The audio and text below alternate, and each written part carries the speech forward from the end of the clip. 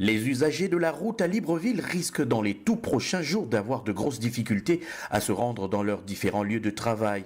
La décision est désormais prise, la grève illimitée pour protester contre une mise à mort programmée de leur unique outil de travail. Les personnels de la Société gabonaise de transport regroupés au sein du puissant syndicat de transport terrestre version Sogatra accusent la nouvelle hiérarchie de marcher sur leurs droits légaux acquis.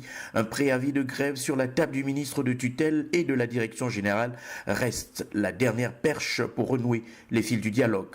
Nous avons tous vu dans les médias déposer la clé sous le paillasson, la Sogatra l'agonie.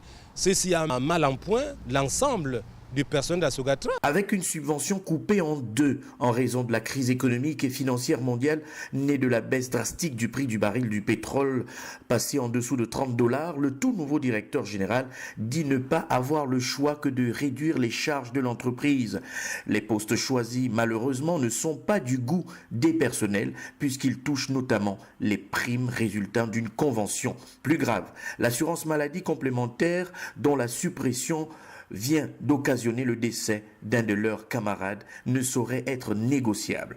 Et ici à la Sogatra, c'est du pilotage à vue.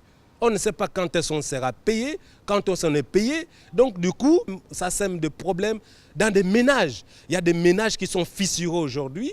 Il y a des enfants, des collègues qui sont renvoyés de leur établissement scolaire du fait qu'ils ne sont pas payés. Selon les agents en colère, les dernières mesures de Patrick Assele-Ondiani sont non seulement inappropriées, mais contribuent davantage à couler l'entreprise qui affichait pourtant une bonne santé à sa prise de fonction.